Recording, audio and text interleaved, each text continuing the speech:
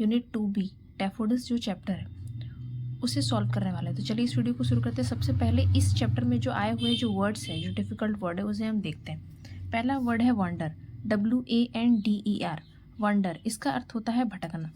दूसरा वर्ड है gauge, GAZE, gauge, gauge का अर्थ होता है एक लगातार देखना या किसी चीज़ को घूरना।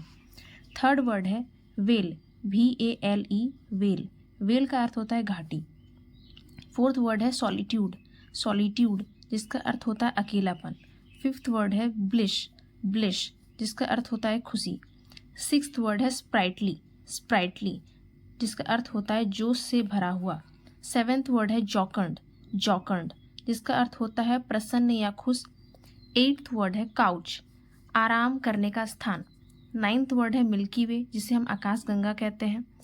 टेंथ वर्ड है पेंसिव मूड, पेंसिव मूड, जिसका अर्थ होता है गंभीर सोच में होना या चिंतन में होना। तो ये इस चैप्टर के कुछ डिफ़िकल्ट वर्ड है। अब हम इसके क्वेश्चन आंसर को देखने वाले हैं, जो कि आपका दिया गया है। सबसे पहला क्वेश्चन है who wandered like a lonely cloud and where.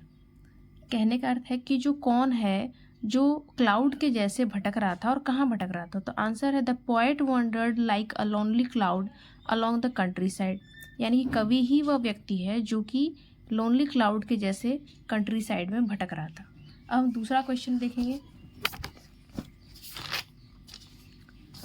दूसरा सवाल है where were the daffodils and what were they doing. ये डैफोडिल्स हैं जो चैप्टर का नाम है, आखिर ये डैफोडिल्स के फूल जो है वो कहाँ थे और क्या कर रहे थे। तो आंसर है the daffodils were beside the lake and beneath the trees. Daffodils के जो फूल हैं वो किसी तालाब के किनारे पेड़ के नीचे थे। They were dancing and fluttering in the breeze. वे क्या कर रहे थे, जो मंद मंद हवाएं चल रही थी या जो हल्की हवाएं चल रही थी उसमें वो नाच रहे थे, झूम रहे थे। तो यही इसका आंसर है। थर्ड क्वेश्चन है what has been compare to the stars and why. किस चीज़ की तुलना तारों से की गई है और क्यों। The daffodils have been compare to the stars. Daffodils की तुलना तारों से की गई है बिकॉज, क्योंकि they are stretched in never ending line like stars, क्योंकि वे इस प्रकार से बिखरे हुए हैं या इस तरह से वो फैले हुए हैं जैसे कि आकाश में तारे। तो इस वजह से डैफोडिल्स की तुलना तारों से की गई है। फोर्थ क्वेश्चन है describe in your own words the poets feelings when he sees the host of golden daffodils. यानी कि आप बताएं कि कवि को कैसा महसूस होता है जब वो गोल्डन डैफोडिल्स को देखते हैं। आंसर है when the poet sees the host of golden daffodils his heart fills with joy. यानी कि जब कवि देखते हैं इन डैफोडिल्स को तो उनका जो हृदय है, उनका जो दिल है वो खुशी से भर जाता है।